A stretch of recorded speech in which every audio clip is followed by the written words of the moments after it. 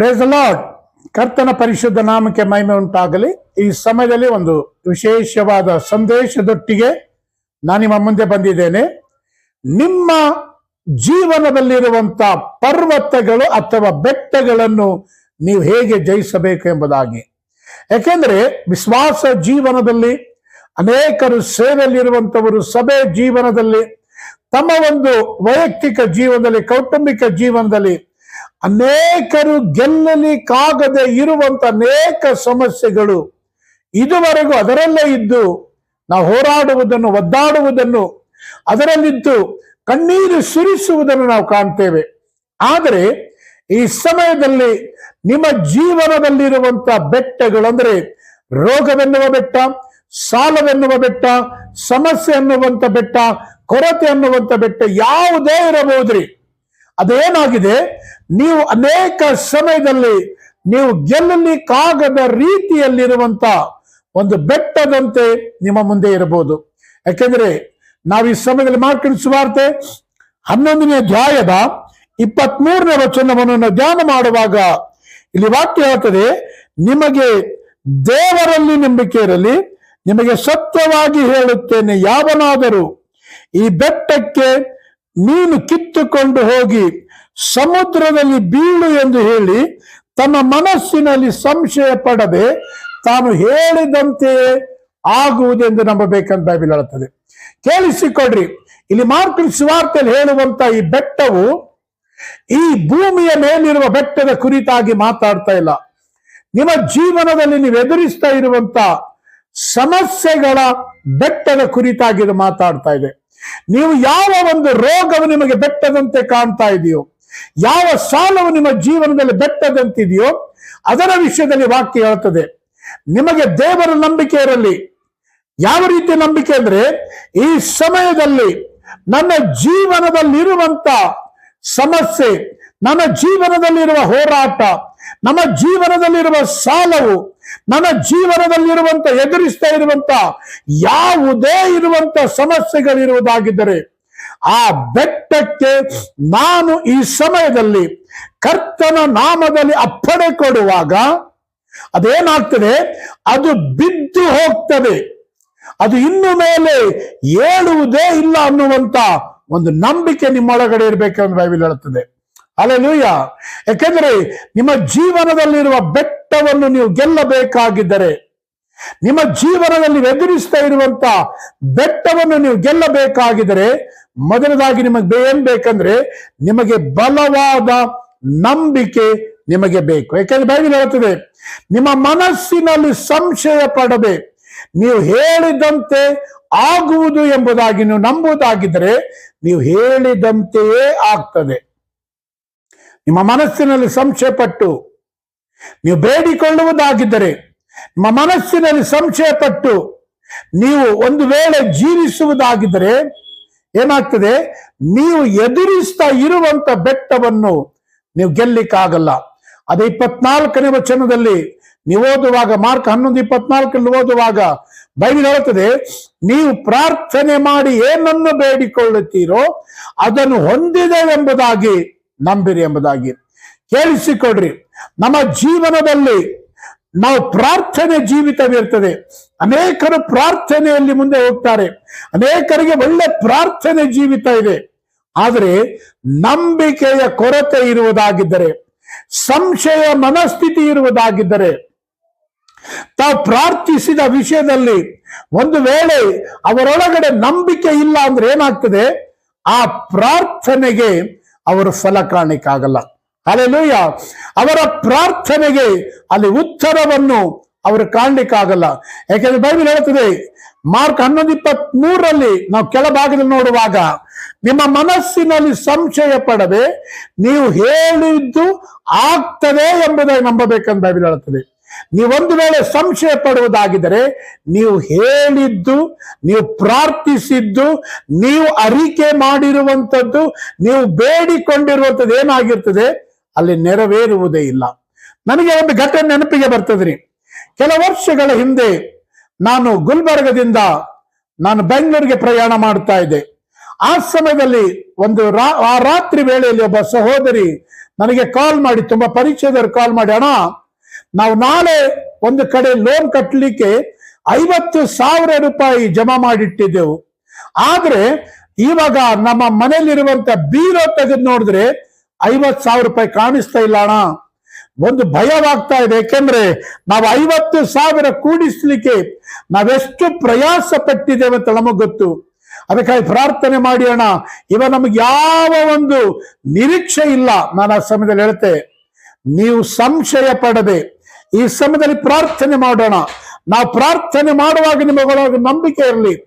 ನಿಮ್ಮ ಹಣ ಅದು ಎಲ್ಲೇ ಹೋಗಿರಬಹುದು, ಯಾರೇ ತೆಗೆದುಕೊಂಡಿರಬಹುದು, ಅದು ತಿರುಗಿ ವಾಪಸ್ ನಿಮ್ಮ ಕೈ ಸೇರ್ತದೆ ಅಂತ ನಂಬಿಕೆ ಇರಲಿ.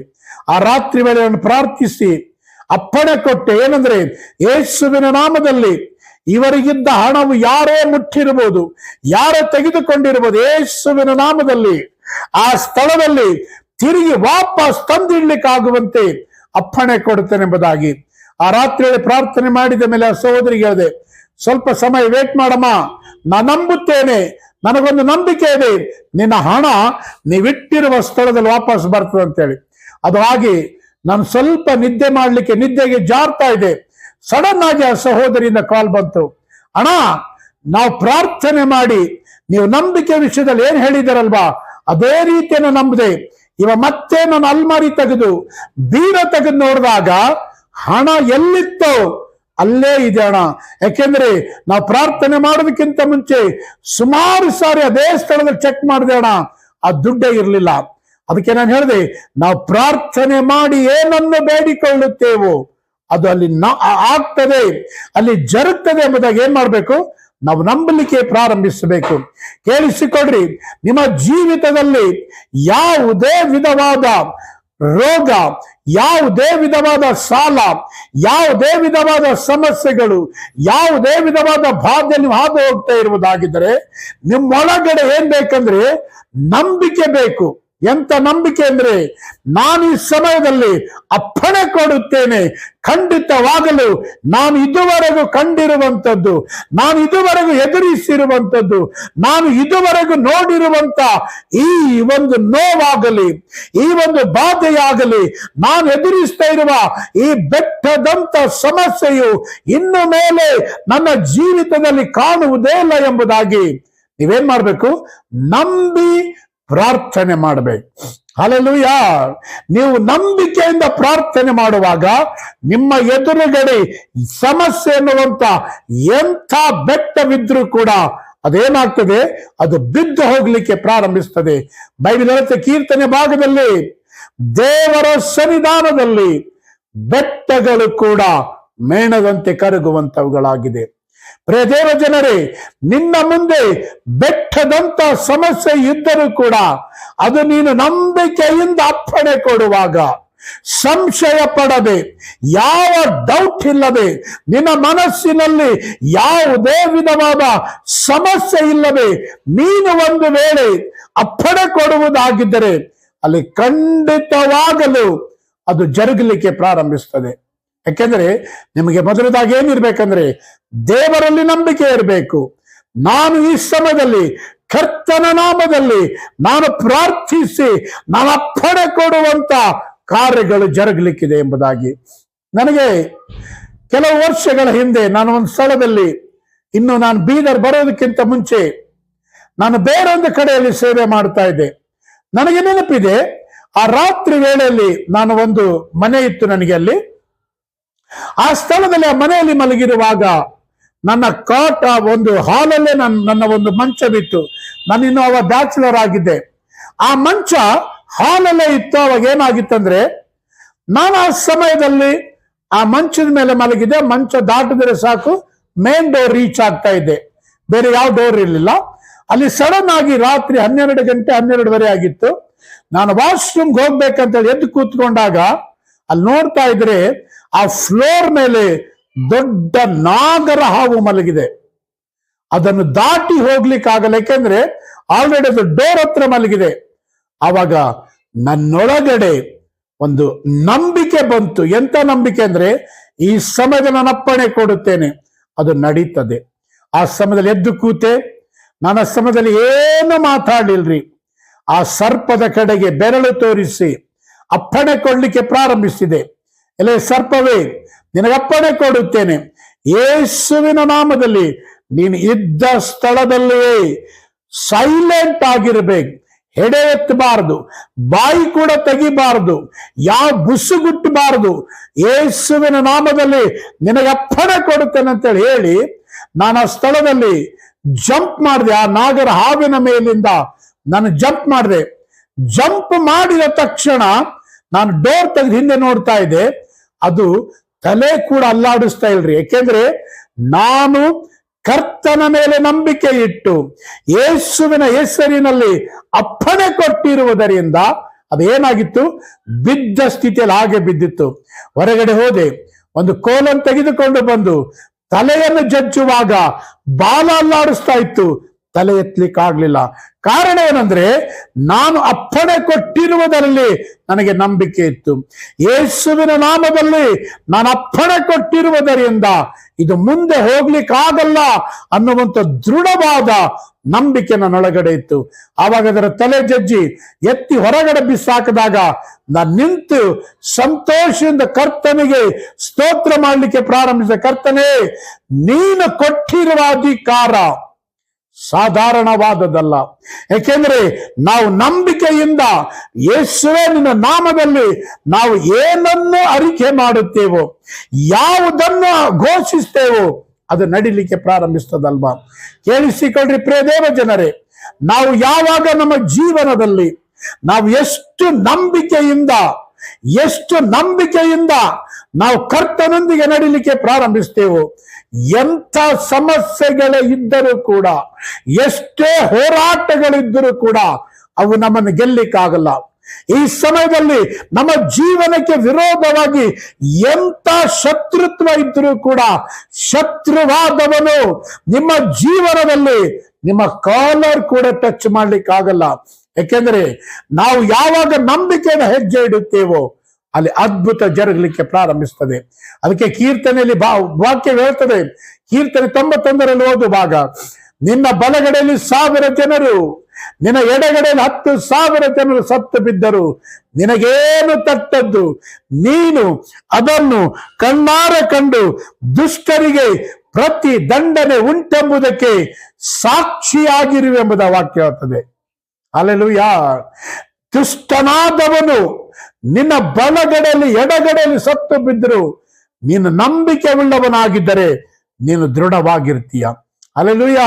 ಯಾಕಂದ್ರೆ ಬೈಬಲ್ ಹೇಳ್ತದೆ, ಈ ಲೋಕವನ್ನು ಜಯಿಸುವಂಥದ್ದು ನಮ್ಮ ನಂಬಿಕೆ. ಪ್ರಿಯ ದೇವ ಜನರೇ, ಅನೇಕರಲ್ಲಿ ಪ್ರಾರ್ಥನೆ ಇದೆ, ಅನೇಕರು ಪ್ರಾರ್ಥನೆ ವೀರರಾಗಿದ್ದಾರೆ. ಆದರೆ ನಂಬಿಕೆ ವಿಷಯ ಬಂದಾಗ ಅವರ ಮಾತುಗಳು ಅಪನಂಬಿಕೆ ತುಂಬಿರ್ತದೆ. ಕೇಳಿಸಿಕೊಳ್ರಿ, ನಾವು ಪ್ರಾರ್ಥಿಸಿದ್ದನ್ನು ನಂಬಬೇಕು. ಅದಕ್ಕೆ 2ನೇ ಕೊರಿಂಥದವರಿಗೆ ಬರೆದ ಪತ್ರಿಕೆ 5ನೇ ಅಧ್ಯಾಯದ 7ನೇ ವಚನದಲ್ಲಿ ಪೌಲನು ಹೇಳ್ತಾನೆ. 2ನೇ ಕೊರಿಂಥದವರಿಗೆ ಬರೆದ ಪತ್ರಿಕೆ 5ನೇ ಅಧ್ಯಾಯದ 7ನೇ ವಚನದಲ್ಲಿ ಪೌಲನು ಹೇಳ್ತಾನೆ, ನಾವು ನೋಡುವವರಾಗಿ ನಡೆಯದೆ ನಂಬುವವರಾಗಿ ನಡೀತೆ ಎಂಬುದಾಗಿ. ಈ ಲೋಕದಲ್ಲಿ ಸಮಸ್ಯೆಗಳು, ಈ ಲೋಕದಲ್ಲಿ ಒಂದು ಪ್ರಾಬ್ಲಮ್ಗಳು ನೋಡುವ ಹೆಂಗಿದೆ ಗೊತ್ತಾ, ಅದು ಭಯ ಹುಟ್ಟಿಸುವಂತದ್ದಾಗಿದೆ. ಆದರೆ ನಾವು ದೇವರ ವಾಕ್ಯವನ್ನು ನಂಬುವಾಗ, ಕರ್ತನನ್ನು ನಂಬುವಾಗ, ನಾವು ನಂಬಿಕೆಯಿಂದ ಹೆಜ್ಜೆ ಇಡುವಾಗ ಅದು ಏನೇ ಆಗಿದ್ದರೂ ಆ ಸ್ಥಳದಲ್ಲಿ ನಮಗೆ ಜಯವಿದೆ. ಹಲ್ಲೆಲೂಯಾ. ಎಂಥದೇ ಆಗಿದ್ದರೂ ನಮಗೆ ಆ ಸ್ಥಳದಲ್ಲಿ ಜಯವಿದೆ.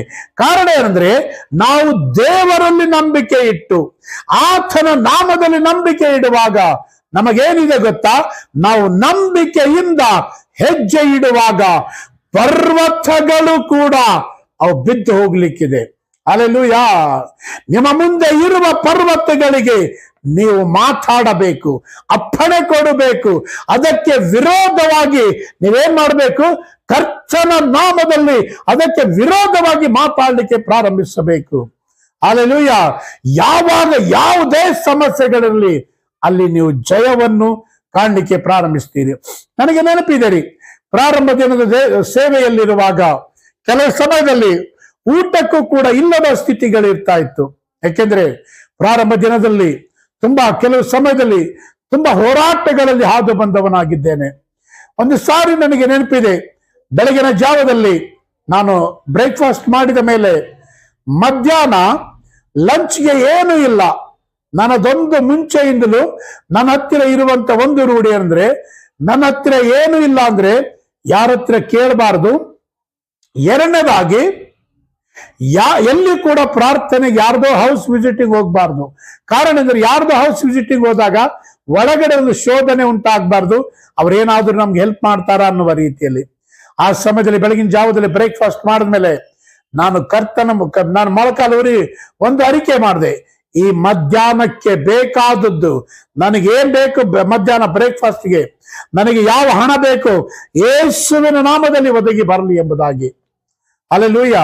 ಆ ಒದಗಿ ಬರಲಿ ಅಂತ ಹೇಳಿ ನಾನು ಅಪ್ಪಣೆ ಕೊಟ್ಟು ನಾನು ನಂಬಿಕೆಯಿಂದ ಪ್ರಾರ್ಥಿಸ್ತಾ ಇದ್ದೆ. ಮಧ್ಯಾಹ್ನ 1:30 ಆಗಿತ್ತು, ನನಗೆ ನೆನಪಿದೆ. ಆ ಸಮಯದಲ್ಲಿ ಒಬ್ಬ ಫಾರೆಸ್ಟ್ ಆಫೀಸರ್ ನಮ್ಮ ಮನೆಗೆ ಬಂದ. ಪಾಸ್ಟರ್, ನಿಮ್ಮನ್ನು ಭೇಟಿ ಆಗ್ಬೇಕಾಗಿದೆ ಎಂಬುದಾಗಿ ಹೇಳಿದಾಗ, ಅವಾಗ ನನಗೆ ದೇವರಾತ್ಮನ ಹೇಳಿದನು, ಆ ವ್ಯಕ್ತಿ ನಾನೇ ಕಳಿಸಿದ್ದೇನೆ, ಅವನನ್ನು ಒಳಗಡೆ ಕರಿ ಎಂಬುದಾಗಿ. ಅವಾಗ ಆ ವ್ಯಕ್ತಿಯನ್ನು ಕರೆದು ಕೇಳಿದೆ, ಏನ್ ಬ್ರದರ್ ಹೇಳಿ ಅಂದಾಗ ಅವನು ಹೇಳಿದ, ನನ್ನ ಮನೆಯಲ್ಲಿ ಕೂತಿದ್ದೆ ಪಾಸ್ಟರ್, ಬೆಳಿಗ್ಗೆಯಿಂದ ಒಂದೇ ಒತ್ತಾಯ, ನಿಮ್ಮನ್ನು ಇವತ್ತು ಮಧ್ಯಾಹ್ನ ಎಲ್ಲಾದ್ರೂ ಊಟಕ್ಕೆ ಕರ್ಕೊಂಡು ಹೋಗ್ಬೇಕಂತೇಳಿ. ಆವಾಗ ಹೇಳಿದೆ, ಕರ್ತನೆ ಸ್ತೋತ್ರ ಎಂಬುದಾಗಿ. ಅವ್ರ ಜೊತೆಯಲ್ಲಿ ನಾನು ರೆಡಿಯಾಗಿ ಅವ್ರ ಬೈಕ್ ಹತ್ತಿ ಊಟ ಮಾಡಿದ ಮೇಲೆ ಒಂದು ಒಳ್ಳೆ ಹೋಟೆಲ್ ಕರ್ಕೊಂಡು ಹೋದ್ರು. ಊಟವಾದ್ಮೇಲೆ ಅವ್ರು ಹೇಳಿದ್ರು, ಫಸ್ಟೇ ನಾನು ಇಷ್ಟು ಅಮೌಂಟ್ ಕೊಡ್ಬೇಕಂತೇಳಿ ನನ್ನೊಳಗಡೆ ಒಂದು ಪ್ರೇರಣೆ ಬಂತಿದ್ದು, ಆಫರಿಂಗ್, ಈ ಕಾಣಿಕೆಯನ್ನು ಇಟ್ಕೊಳ್ರಿ ಅಂತೇಳಿ. ಹೇಳಿಸಿಕೊಡ್ರಿ. ನಮ್ಮೊಳಗಡೆ ನಂಬಿಕೆ ಇರುವಾಗ ಅದ್ಭುತಕ್ಕೆ ತಾನೇ ಬಾಗಿಲು ತೆರೀಲಿಕ್ಕೆ ಪ್ರಾರಂಭಿಸುತ್ತದೆ. ನಮ್ಮೊಳಗಡೆ ನಂಬಿಕೆ ಇರುವಾಗ ಮಹತ್ ಕಾರ್ಯಕ್ಕೆ ತಾನಾಗಿಯೇ ಬಾಗಿಲು ತೆರೀತದೆ. ನಮ್ಮೊಳಗಡೆ ನಂಬಿಕೆ ಇರುವಾಗ ನಾವು ಎದುರು ನೋಡುತ್ತಿರುವ ಸಂಗತಿಗಳು ತಾನಾಗಿಯೇ ಉಂಟಾಗ್ತದೆ. ಅದಕ್ಕೆ ಇಬ್ರಿಯ ಪತ್ರಿಕೆ 11ನೇ ಅಧ್ಯಾಯದ 1ನೇ ವಚನದಲ್ಲಿ ವಾಕ್ಯ ಹೇಳುತ್ತದೆ.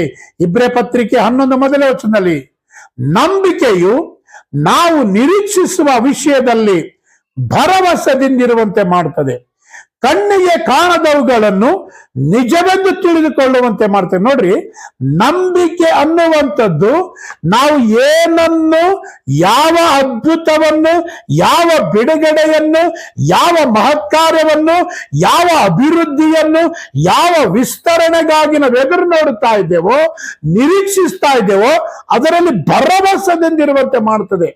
ನಮ್ಮ ಕೈಯಲ್ಲಿ ಇನ್ನೂ ಸಿಗ್ಲಿಕ್ಕಿಲ್ಲ, ಆದ್ರೆ ನಮ್ಮೊಳಗಡೆ ಒಂದು ಭರವಸೆ ತರ್ತದೆ. ಏನಂತೆ? ಖಂಡಿತವಾಗಲು ಅದು ನಮಗೆ ಅನುಗ್ರಹಿಸಲ್ಪಡ್ತದೆ. ಹಲ್ಲೆಲೂಯಾ. ಖಂಡಿತವಾಗಲು ಕರ್ತ ನನಗೆ ಅದನ್ನು ಒದಗಿಸ್ತಾನೆ. ಹಲ್ಲೆಲೂಯಾ. ನಂಬಿಕೆ ನಾವು ನಿರೀಕ್ಷಿಸುವ ವಿಷಯದಲ್ಲಿ ಭರವಸೆಯಿಂದಿರುವಂತೆ ಮಾಡ್ತದೆ. ಕಣ್ಣಿಗೆ ಕಾಣದವುಗಳನ್ನು ನಿಜವೆಂದು ತಿಳಿದುಕೊಳ್ತದೆ. ಇವತ್ತು ನಮ್ಮ ಕಣ್ಣಿಗೆ ಕಾಣಲಿಕ್ಕಿಲ್ಲ, ಎದುರು ನೋಡುತ್ತಿರುವ ಕಾರ್ಯಗಳು ಕಣ್ಣಿಗೆ ಕಾಣಲಿಕ್ಕಿಲ್ಲ, ಆದರೆ ನಮ್ಮೊಳಗಡೆ ನಂಬಿಕೆ ಇರುವಾಗ ಹೌದು, ಖಂಡಿತವಾಗಲು ಏನಿದೆ ಆಗಿದೆ. ಹಲ್ಲೆಲೂಯಾ. ನಾವು ನಂಬಬೇಕ್ರಿ. ಪ್ರಾರ್ಥನೆ ಮಾಡಿದ ಮೇಲೆ ನನ್ನ ಆಶೀರ್ವಾದ, ನನಗೆ ಬೇಕಾದದ್ದು ಆತ್ಮೀಕ ಜಗತ್ತಿನಲ್ಲಿ ಅದು ಬಿಡುಗಡೆಯಾಗಿದೆ ಎಂಬುದಾಗಿ. ಹಲ್ಲೆಲೂಯಾ. ಆತ್ಮೀಕ ಜಗತ್ತಿನಲ್ಲಿ ಅದು ಅನುಗ್ರಹಿಸಲ್ಪಟ್ಟಿದೆ. ಆತ್ಮೀಕ ಜಗತ್ತಿನಲ್ಲಿ ನನಗೆ ಬೇಕಾದದ್ದು ಅದು ಒದಗಿಸಲ್ಪಟ್ಟಿದೆ. ಹಲ್ಲೆಲೂಯಾ. ಯಾವಾಗ ಆ ನಂಬಿಕೆ ನಮ್ಮೊಳಗಡೆ ಬರ್ತದೋ, ಆ ನಂಬಿಕೆಯಿಂದ ನಾವು ಯಾವಾಗ ಹೆಜ್ಜೆ ಇಡ್ಲಿಕ್ಕೆ ಪ್ರಾರಂಭಿಸ್ತೇವೋ, ದೇವರ ಮಹಿಮೆ ಕಾರ್ಯ ಉಂಟಾಗ್ಲಿಕ್ಕೆ ಪ್ರಾರಂಭಿಸ್ತದೆ. ಕರ್ತ ನಿಮ್ಮನ್ನು ಆಶೀರ್ವದಿಸಲಿ. ನಾನು ನಾಳೆ ಸಾಯಂಕಾಲ ಸಾಧ್ಯವಾಗಿದ್ರೆ ಮತ್ತೆ ತಿರುಗಿ ಇದರ ವಿಷಯದಲ್ಲಿ ಇನ್ನು ಆಳವಾಗಿ ಮಾತಾಡ್ಲಿಕ್ಕಿದ್ದೇನೆ. May god bless you all. Thank you.